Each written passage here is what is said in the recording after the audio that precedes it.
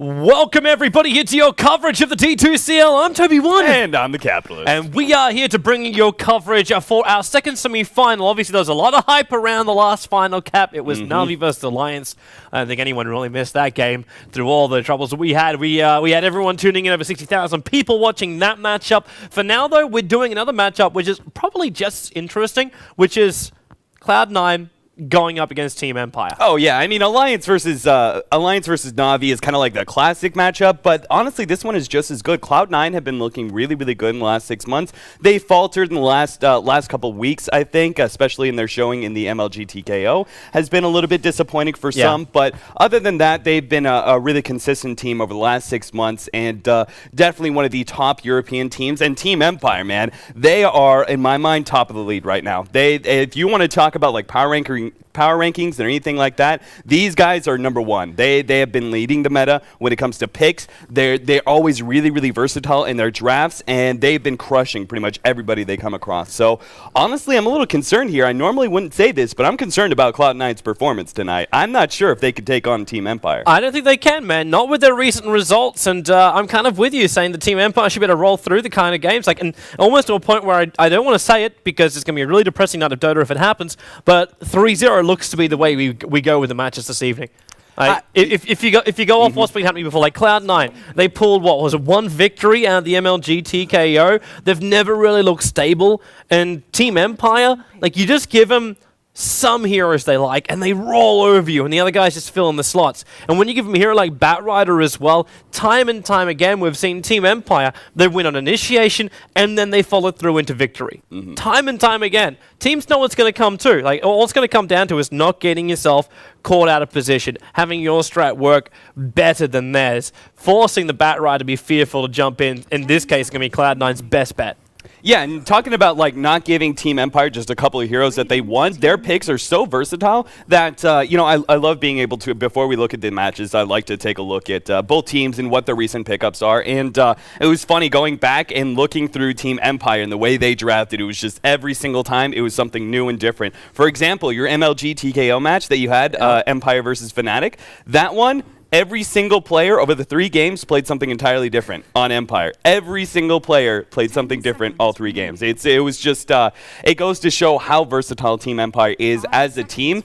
And Cloud9, though, they do have some interesting strategies that they run. They have the, 3 or 4, I would say, solid strats that they pick up all the time. And they do sort of change those as the meta changes. So I think, Pilot Eye, Eternal Envy, I think those guys are really good readers of where the meta is going and how to be able to counter up what Team Empire are probably going to be running here. So I would give them a little bit better chance. I would say this series probably will go to 5 games, but I still give Team Empire a lead.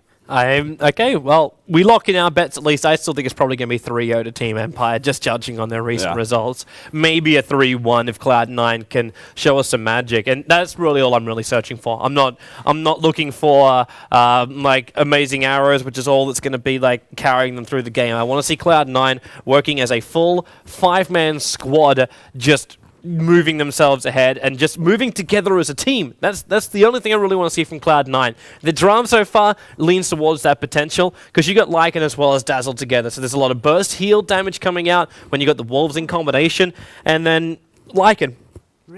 We know how much of a boss he can be during the fights. When you get a Dazzle holding your hand the entire time, you're going to be looking good. The downside for Lycan is now Team Empire go with a wonderful control hero. Obviously, Gale and things like those kind of slows aren't going to be as effective as you want it to be up against a hero like Lycan, so you grab the telekinesis. You get the potential to actually steal either shapeshift or one of Dazzle's great abilities too. So yeah, right now I think both teams have like perfect combinations. Yeah, Wolves is another really good ability for Rubik to steal. Early on, they're great damage dealers, but going later into the game as well, they also function as these sort of moving wards since they're invisible. Really good abilities for Rubik to steal here. But I really do love Dazzle. It just kind of fits the meta right now. There's so many different minus armor strats that are being run that Dazzle is so strong with, but he's not just sort of that like clutch support hero when it comes to, oh, you grab a Slardar, look out, minus armor, let's pick up a Dazzle and see how Weave works.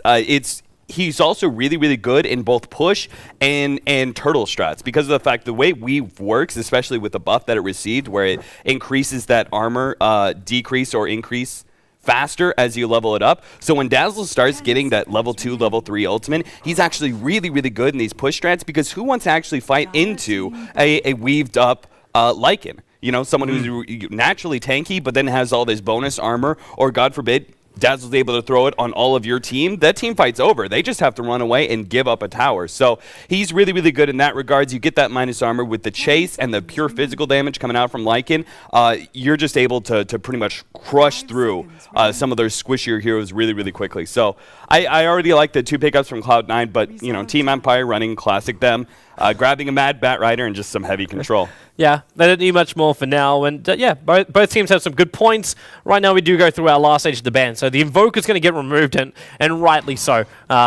I don't know if actually Resolution had to do that, but I think it's because he doesn't have first pick coming into the second stage that the Invoker had to be removed, or else he would have taken it himself. Yeah. Then the Chen being banned out, one of Aui's favorite heroes. So if they're thinking about going a lot more into the later portions of this game, having a Chen plus a Dazzle and a Lycan, that's a lot of life points, a lot of heal to try and get through, and a team without an Ancient Apparition potential means it's a good ban out. And the puck comes up from Cloud9. We've seen Puck's kind of almost been the dominant hero as far as any kind of control goes during team fights. Pucks have just been pulling out all the stops, especially S4's Puck. I know we got to have a lot of highlight games from him during our first semi-final. In this game, Sing Sing, if he can do the same kind of thing, then Team Empire definitely going to be caught flat in their feet. A Rubik, a Shadow Shaman, a Bat Rider, these guys all get silenced up and coiled up. It's only going to be a matter of time before they're dead. Yeah, and there's also the possibility that this could be an offlane puck as well. So what I really love about the puck pickup from Cloud9 is because they run it both mid and offlane a lot, it gives so much extra versatility to your draft here. So looking at this, Cloud9 now with a little bit of extra minus armor, you already got the physical damage of Lycan. Pretty much everything is for the Lycan right now. Everything has really good synergy. Puck Lycan has been picked up a lot lately, and it's because you need a strong initiator for Lycan to be able to follow up. Dream Coil is like the perfect disable to be able to hold heroes in place long enough for Lycan to get in there and start putting in that physical damage. 2 different minus armors. I like Cloud9 setup a lot right now. I'm flagging Cloud9 setup for early Roshan. Just to put it out there right now. You got Dazzle, VS, as well as Lycan together. Just those 3 heroes could do it. If we have something like a Nature's Prophet come in as the last one for Bone 7, then you might just say that's exactly what it's going to be. Or you could be right. It could be an off-lane puck, and then we'll get something completely different for the middle lane. The choice actually has to be made by Cloud9, because Team Empire, they get their 4th pickup right now. They can keep their mid-solo secret. So if I was them right now, I'd be looking at the hard carry role. Who do they think is going to work well up against the Lycan in the later portions of the game? Who they feel has the most amount of control coming into this game as well? I'm not quite sure exactly who they would want to go for, because everything that's coming to mind can easily get countered by a lot of the heroes on Cloud9. Like, you don't want to get these high maneuverability style heroes, ones that must get their ultis off. So yeah, we can actually get a high maneuverability hero, but also tanky ass as hell. Not their carry hero, though. This should be their solo laner. Yeah, this should be their mid. So this is... Their mid? You'd actually throw a Resolution on the Centaur? I mean, I kind of want to place... just because I see if they're going to be running defensive tri-lanes, I would like to see them take control of their own jungle at the beginning and then do some stacks, and then allow Bat Rider, if he goes into the offlane, if he has a hard time, just go ahead and go into the jungle, start stacking and clearing through those pretty quickly. I really want to see a really farm Centaur here, because the question was, with the first 2 or 3 pickups, Cloud9 had strong push and strong team fight. So the question was whether or not you were going to get better team fight than them, or you were going to go for split push.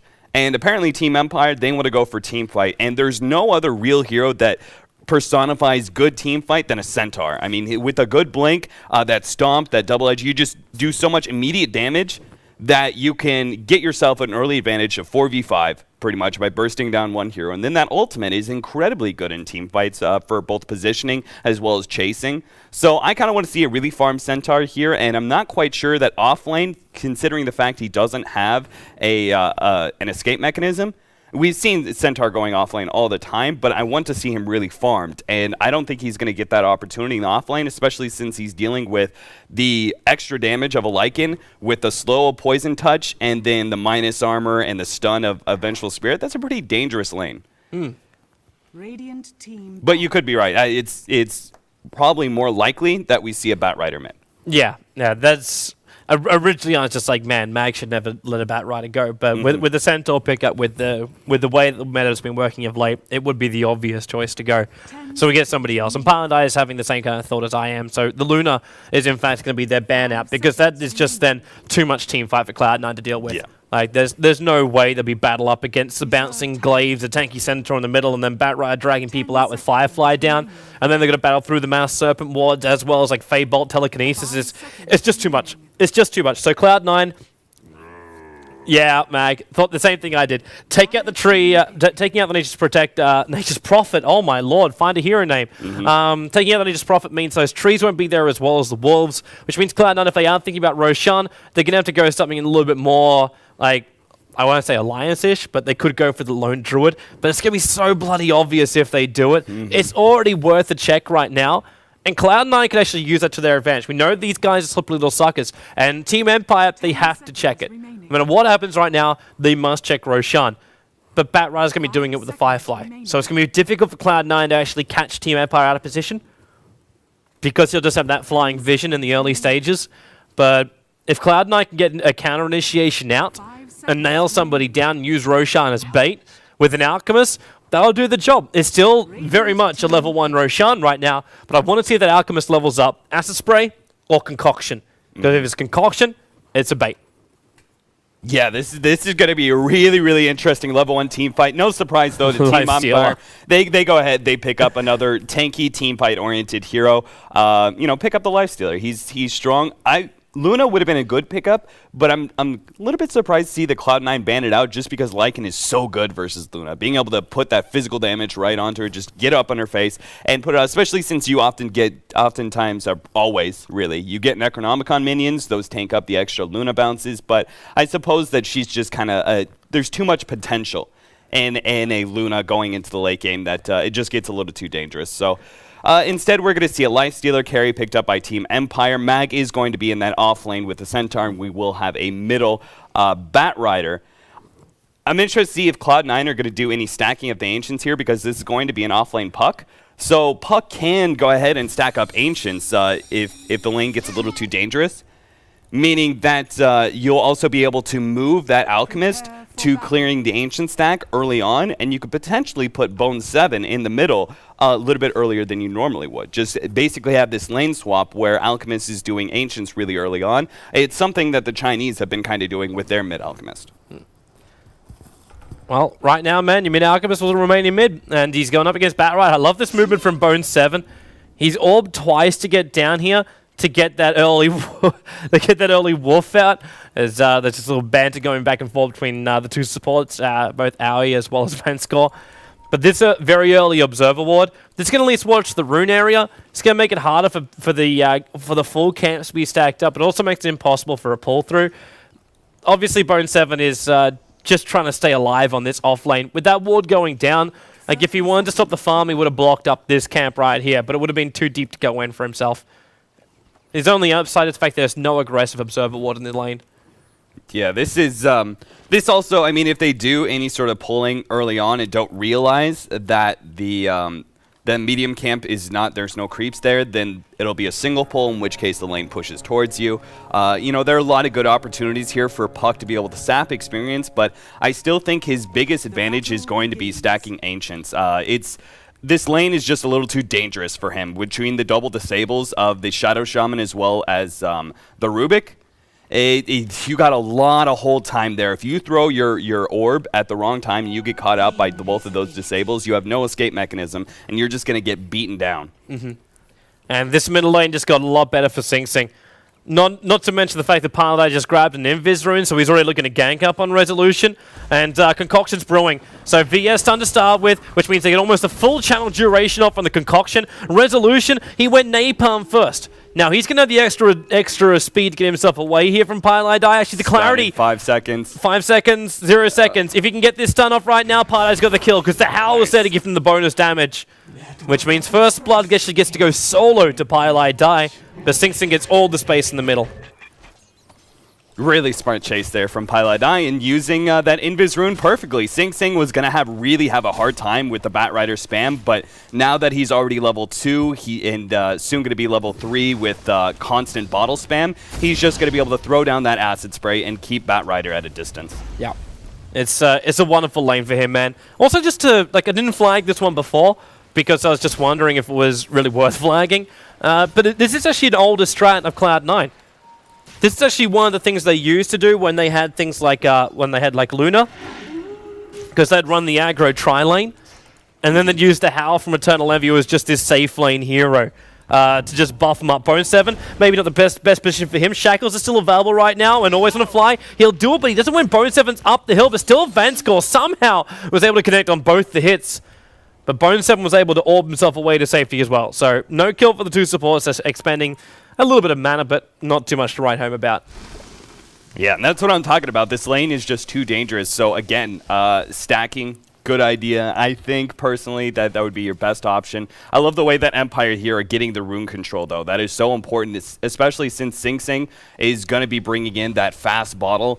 They don't need to give up that extra bit of regen to him. If they can keep that bottle crowing going and make sure that there is no extra items going the way of the top lane, an early Midas, anything like that, get themselves an early advantage for this Batrider. I hate to say though, man, they're not going to be able to control the 2-minute rune.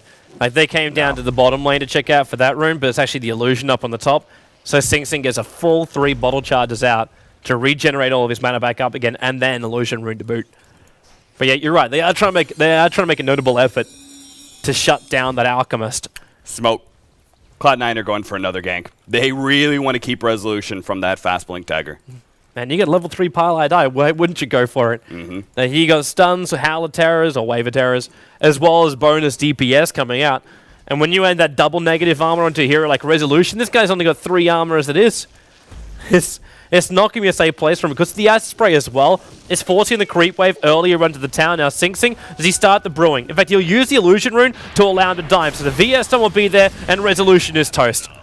Cloud9, this is that teamwork that I was hoping for. And their draft really does allow for it. And for the guy out there who actually tweeted me out saying why so much hate towards the boys from Cloud9, it's not hate, it's just going off their previous records. They kind of look like a team without a cause. And they've found a cause here in the early stages of this game. Yeah, I mean, they just mainly it's just the MLG TKO. That the fact that everybody should be giving them, they were supposed to be that top seed for that whole matchup, and they ended up getting knocked out and not even seeing the finals. You get concerned about we got some trouble right now from Bone 7. Vanscore telekinesis him up on top of the cliff, and now Always Want to Fight just holds him there. He can't get himself away. He's 20 mana short of an orb, so he just has as much damage to Always Want to Fly, phase shifts out as much, and then hopes he's just able to evade hits up the hill. But again, Vanscore just seems to have this true shot up the hill. I love the fact that Vanscore just seems to never miss. I don't know. It fits him, man. He's such a good support player. They're gonna actually see if they can make a rotation into the middle lane here. I think with the haste rune that they pick up with the bottle. As soon as Batrider's level 6, they can go and gank the alchemist and shut him down a little bit because they just are giving up way too much farm to him right now. But that's the key word right there, man, when he's level 6. Because right now, Resolution still is having trouble finding that space in mid lane. Sing Sing sending his bottle back, realizing he didn't get the rune anyway. And the Lycan Wolves are coming in to try and help him out. Actually, where are these Wolves going? This Envy just sends them all the way from top lane to scout out the bottom. I don't know if they'll get there in time to block up camps, depending on their positions. One Wolf comes in. It'll spot Always Want to Fly. So it's seeing what they're doing. That's all this really is. It's just scouting Wolves. But I should also point out, too, that this Lifestealer is going to get light years ahead of Eternal Envy. And even though their CS is quite close, it's the fact that Silent had this handed minus up by 4 minutes. It just means that Silent is just ripping through the money. I'm interested to see his item progression as well. Like, how soon does he want to fight? He needs to go for the immediate the immediate team fight build. I think he has to go like that whole phase boot drums into S and Y. You got to go the race car build. You go S and Y. You wouldn't try the armlet out in this game. Maybe you can go the armlet if you can get enough farm, but especially since you have the jump initiation of a Bat Rider, maybe the extra physical damage since you don't have to worry so much about the mobility since you have a Centaur as well as the Bat Rider giving you that mobility between Infest and Centaur's ultimate. So maybe you can go the straight physical damage, but either way, he has to have a build here that is ready to fight immediately because their whole lineup is meant for the 15 to 25 minute mark between the Centaur, the Bat Rider mid, and the Lifestealer. Like, he's a carry that comes online really, really early. They need to be fighting Cloud9 before they're set up with the Necrobook 3s for pushes. Yep. If we're just watching a little play coming out here from C9, they realize the Bat Rider abandoned the middle lane to go basically stack and farm. So they try and smoke up and come in through the rear. Now, Sing had to leave an acid spray behind just to keep this creep wave in middle lane under control. It obviously doesn't break his smoke, and there's no observable to see that was happening. So they walk directly under it. Now the smoke will break. Always going to fly the first one down. The Halotera will give some extra vision, but Sing, he's a long way away from getting this concoction off. In fact, he's going to set himself up while Pylai dies. That telekinesis throwback really hurts him, but the Shallow Grave will keep him alive for now. Got this on over on Vanscore as Mag actually body blocks up his teammate. Vengeful Spirit will still go down with the Infest jump at and a very hopeful TP out by Aoi 2000. And Empire dragged all 5 players down to their bottom lane to be part of that. While C9 still left their Lycan up on the top lane. Great response. And Resolution, they have a stack ready for him, so he just farms it up with his Firefly, meaning he's going to get a Blink Dagger soon. Then you can start seeing some of those Infest ganks. Not quite yet, because we don't even have the Centaur being level 6, but it's something to think about as time goes on. And with really, it's entirely up to Sing and his rotations with the 2 supports. That's going to be their only real early game. Lycan's just going to stay AFK farming for the time being. You can see he's already taken a tower. Yeah. And Puck still has a long way to go before Bone 7 is viable. Actually, just to point out that Lycan, man, he's got 1,200 gold right now, and Alchemist was the guy who's rushing up into the medallion. And I know I was calling out level 1 Roshan from C9 before, but they're going to do it. They're going to do it just after this gank up on top lane, and they've got him. Mag overseed is welcome here, so Poison, Wave of Terror, and then they've also got that Howl bonus damage. And none of the supports really have enough by themselves, and with support coming in, Vanscore again, telekinesis pickup, dragging back Aoi. They go into the lasso, so there's no Shallow Grave for this fight. Oh, he got it off at the end of the day. Aoi will back himself up while Eternal Envy picks off Resolutions. A double kill for him. Pylai smoking up. He's got 19 life points, but the high movement speed will let him get away from here. But Mag, Creep Wave, those catapults can actually, if Envy decides to turn and fight this one, Aoi comes in with a poison. I'm not quite sure about the overcommitment right there.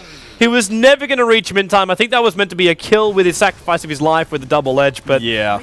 Either way, that's now a lot of calls from Team Empire being thrown the way of C9. He thought with his Tranquil Boots he would be able to have the movement speed to be able to catch up, but I don't know, man. That was Cloud9. They just took 2 different towers off of that, the tier 1 top, the tier 1 middle. A lot more control going their way. That was a good recovery after what happened at that bottom lane with Empire making that 5-man rotation.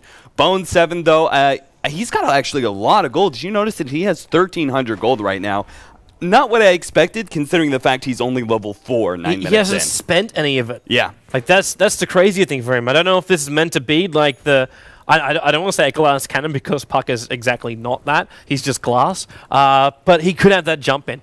Like, if he gets a very early Blink Dagger, that control, it could do wonders for him. Like, just getting a good Dream Call off makes Sing and Envy's job a hell of a lot easier. Even the Dazzle, it makes his job even easier. And here goes Roshan. So, Aegis T1, we knew this was coming at some point, and we're going to get Roshan down before the 10-minute mark hits. Look at the massive amount of armor that Sing has built up. Like, he picked up a medallion. That's not a surprise because of how good it is with your stun, but the follow-up chainmail is kind of interesting. I wonder if he's going for, like, the team fight mech. Yeah, it's mech in this lineup, man. It's got to be, because Dazzle doesn't want to really be doing this. Like, this is Aoi 2000. This is a guy who will, like, get Arcane Boots. He's already got the drums up in the very early stages. And why not put it over on an Alchemist so he can just stand the fight and be the one they cannot kill? Yeah, and they know that Team Empire's team fight capabilities beats out their own, and they've also got a decent amount of push with the Shadow Shaman, so they can't afford to just ignore Cloud9 or ignore what Team Empire when they go for these pushes, because they're going to take some early towers, and they're just going to keep going. They're just going to go from tier 1 to tier 2 until eventually Cloud9 are forced to fight. And so they need as much early team fight as humanly possible, so that mech is going to do wonders for them. And I love how much extra farm they're pulling out of the map. Earlier, Empire did the smart thing. They threw down a counter ward to block the Ancient stacking, but Bone 7 did stack it up at least once, meaning Cloud9, not only did they pick up a good amount of farm from the jungle, they just grabbed 2 tier 1s, Roshan, as well as Ancients. That's an incredible amount of gold going the way of Cloud9 in a very short period. You could see the dip down in the last couple of minutes. Yeah, it's getting out of control right now for Team Empire because this momentum, it won't stop.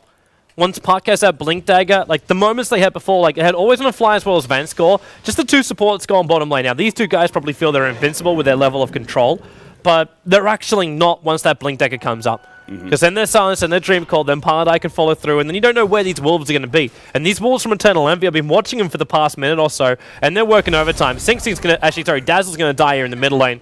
Bad Rider Lasso as well as Mag teaming up for that, while on bottom lane, well, always on a fly. Throws down the wards, but the orb damage is a hell of a lot. Now, Envy's going to back up, the Acid Spray goes in, and Envy, he'll just pop off the Lycan Wolf form. Pylite will still get munched down, but Silent, so low on life when the Medallion kicks in, and Puck Dream Call's in the wrong position.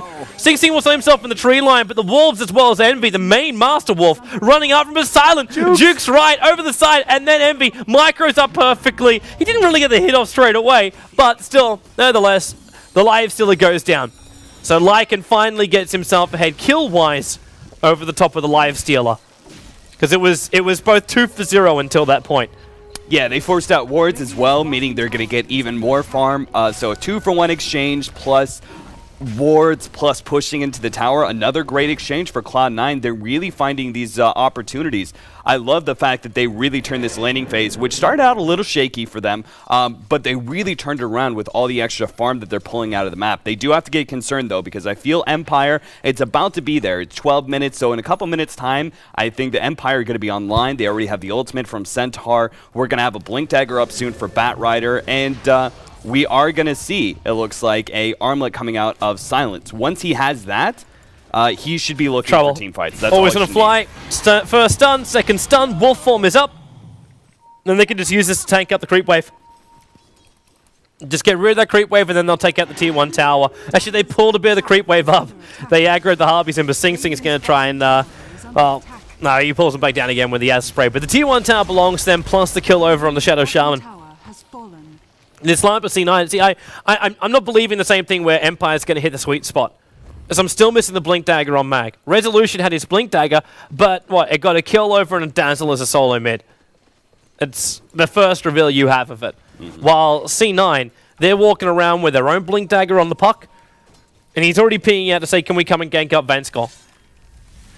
Now, if they're fast enough, yep, Sing Sing's on his way in. I don't think he realizes the support that's behind it, though, with Resolution as well as Mag. Yeah, they were really looking for that pickoff on middle. That way they can turn this into maybe a tower, but Cloud9. They got Bone 7. They're picking him up, and then Phase Shift is still available, but he'll die before the point. From behind. Centaur was able to get a jump in, and now, well, yeah, Sing Sing. Concoction, is he going to prep it yet? There it goes. But he's got to keep that vision on Mag, push him into a corner, and then the neutrals are going to come down. They don't actually block up Mag like I thought they were going to. The poison will have to hit. Lycan's picked up Vanscore in the meantime, while Dazzle will finish the job over on the Centaur. And Sing Sing will take the double stack of farm. Yeah, Cloud9 were making that rotation with the Vengeful Spirit and the Lycan coming in from behind. Vanscore had a really good clutch Bone 7! Dream Call was available. He jumps always on a fly. I think he really meant to orb himself out like that. I think he was trying to evade the shock, and then lets Eternal Envy come up. Chicken turn wolf. And that'll now be, again, like the top tower won't go down from this. With the wolves, okay, Envy is trying to decide, is it Mouse Serpent Wards or is it Catapult decision? And he ends up just taking both. And bottom lane's trying to be forced out by Silent. But Sing Sing's coming in to gank up with him too, so Silent will be forced out this bottom lane. And all in the duration of the first Aegis of the Immortal. Man, I think this is getting a little bit too late for Empire. Look at Eternal Envy's farm right now. He's got 4,000 gold.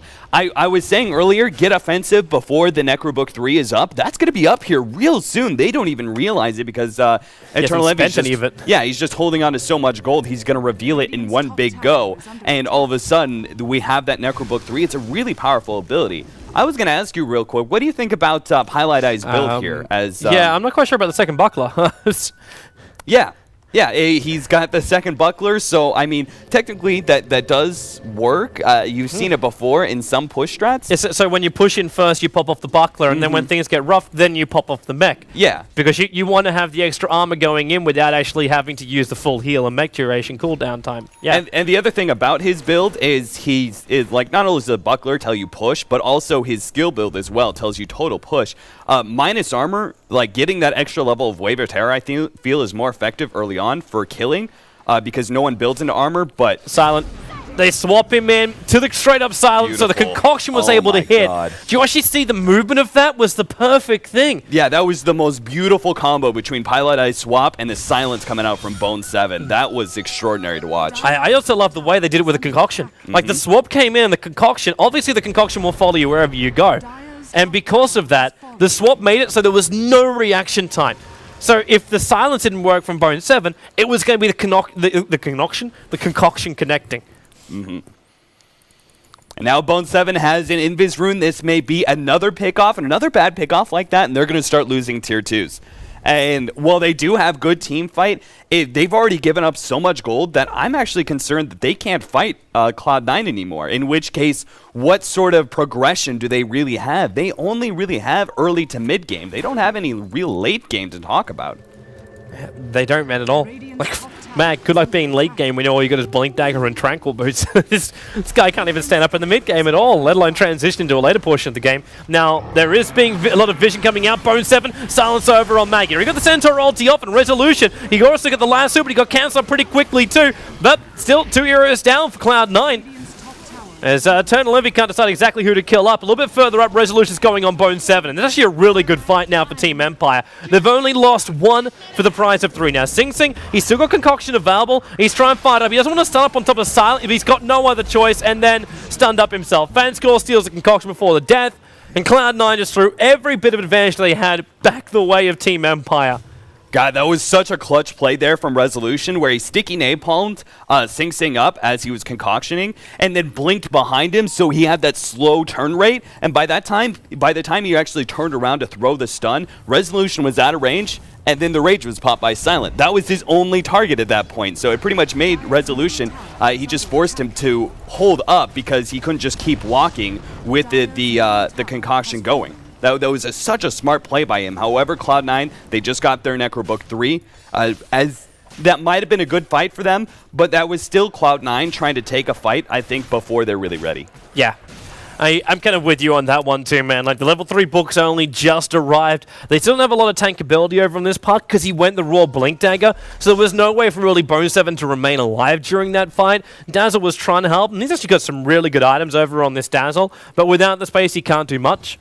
And even VS, like, gone for the early Buckler, but there's no great follow-up after that point. And the Alchemist, well, he can tank up everything he wants to that point, but this is exactly what they had to do. Force out the tower, don't try and force out the fight. The Puck saw it coming too, like he's invisor, and he was watching Empire rotate top.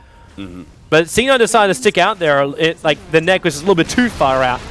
But now they come in and they mop up exactly what they were trying to do beforehand. So take both tier 2 on middle and top. You know, I thought that was a little bit risky because I was going to say their time Necrobook 3 and then take Roshan. They have the dire side advantage. They have such a good Roshan team. But they knew because, like you were talking about, Bone 7, they saw the movement of Empire. They knew they would have the opportunity to take both tier 2s real quickly before Empire can respond.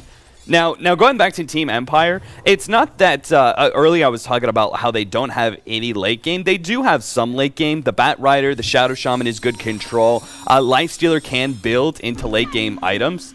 However, the biggest problem is going to be that Cloud9's really reign of terror was supposed to be like 25 to 35, maybe even 45 minutes in. Team Empire, if they stretch this out super late game, do have a chance, but it's unlikely. It's just the fact that Cloud9 has such a good lineup to be able to end this in the mid game that it's unlikely that Empire will be able to go late. And even if they do go late, it's still questionable whether they can actually win this. And I'm talking super late game where you have an AC and an Abyssal up on this Lifestealer. It's really, really unlikely that they could make that work. So Empire, their whole entire lineup was built for the early to mid game. They gave up too much farm to Cloud9 early. They didn't push their advantage enough, and now they're on the ropes. They have to go like for smoke ganks. They have to go for pickoffs.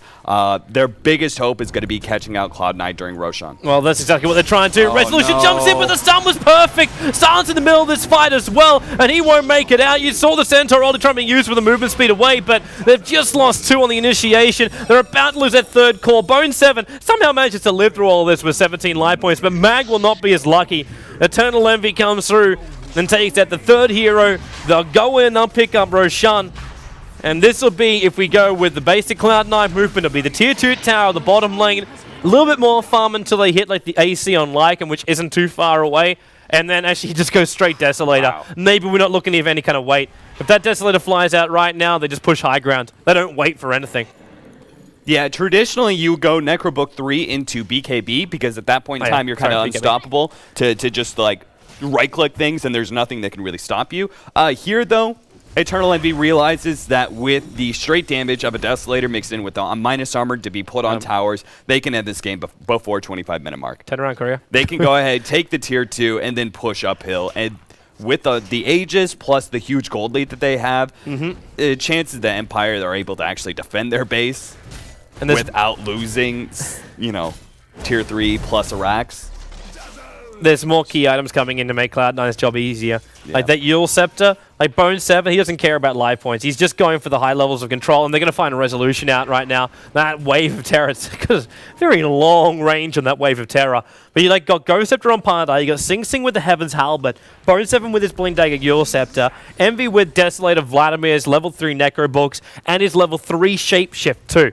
Like we're 22 minutes into the game, he's about to actually crack level 17 as this hero.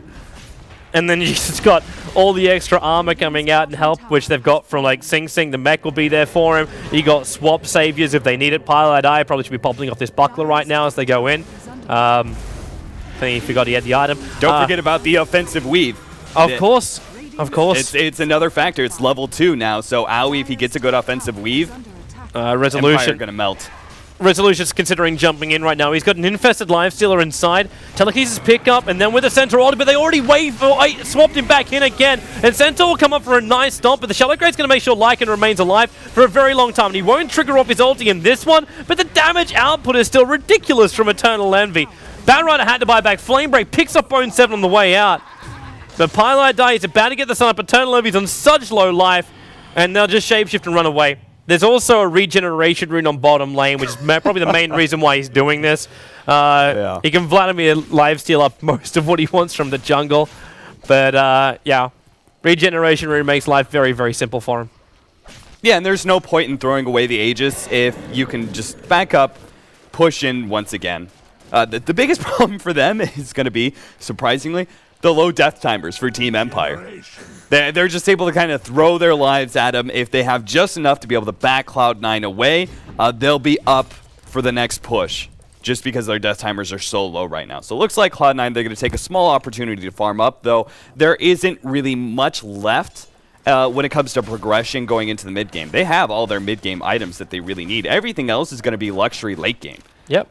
Whether it's going to be like a BKB going in for the Lycan, Alchemist can start building into some damage if he wants to. Maybe he grabs the Assault Cuirass next.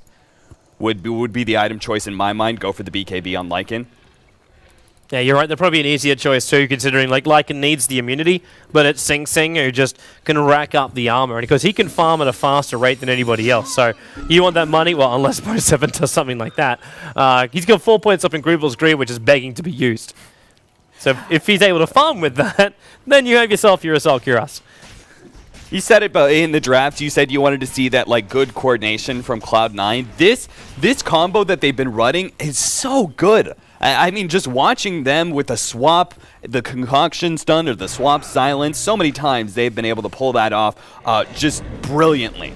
And they come. They have nothing to stop them now. Yeah, with the weave buff up already. Look at that high armor. Like, the jump out happens. And at least they get the kill off on Dazzle. The Massive War's down too, but Sing Sing, a double concoction on both Resolution as well as Mag. Paladai not looking too healthy. One last howl, but it's just Envy. The Wolves in the middle of the Rats. And he's able to bring him down. Sing Sing hides behind the tower, but it's an ultra kill. The buyback came out from Rubik, but the bottom racks will drop right now. And he could even just remain here. The ulti form is going to wear off. Yeah, he still has the Aegis. Yep. Radiant's bottom Sing's hoping for a stun, but he won't find anybody, just himself. That was the best possible fight that Team Empire could have. I mean, that was just such a smart idea, trying to jump on Cloud9 before they get set up onto a tower, since it was so low health anyway. They had a really good initiation from Centaur, and it still wasn't enough. It wasn't even close. Eternal Envy didn't even blow through his Aegis during that fight. Yeah. Radiant's middle I think he was thinking he'd die a lot faster, that's why he didn't pop the shapeshift straight away, but Yeah. at the end of the day, you also knew it too. It's like, well, if I'm not going to die, I may as well just pop my ulti and start killing off people, because that's exactly what happened. But the jump in, you're right, it was a good decision by Team Empire to go out and fight. They didn't really have many other options, because like C9 already were basically at the height of their weave. They tried to wait to the very last moment of the weave too to jump in there, and they took out the Dazzle. So there was no Shallow Graves had to worry about. There was no quick heals on everybody, because there was a big group up. Like, if that heal went as well, Empire could have just died straight to the magical damage coming out from Puck as well as the Dazzle. But yeah, at the end of the day, they left it over, because that was actually a crazier thing for C9. Like, the jump in was great. The burst damage had a lot of good elements too, between Magic Missile, the Shadow Wave, the Concoction, something with the Acid Spray. But then you knew you could transition to the second part of the team fight, which was tank ability from Lycan, tank ability from Alchemist, and then all the negative armor and the armor they had rolling in on top of that. So they actually had like stage 1 of their team fight, stage 2 of their team fight, and if stage 1 went even slightly well, you knew stage 2 would just mow through them, which was exactly what happened in that last fight in the bottom. Yeah, perfect, well-crafted lineup from Cloud9, and I think it surprised both of us how strong they came out of the gate in this series. So if they can continue this, man, maybe we'll see an exact opposite of what we predicted. Maybe Cloud9 will actually just completely triumph over Empire with a 3-0. Well, if they keep it up, man, they could do it. Of course, I still saw good coordination coming out from Empire. That just kind of got shut down the earlier stages. Never really found that transition. With the transition, we could have ourselves a really decent game coming up in game number 2. We'll find out if that's going to be the case. So stay tuned, and we'll be back here in just a couple of moments' time.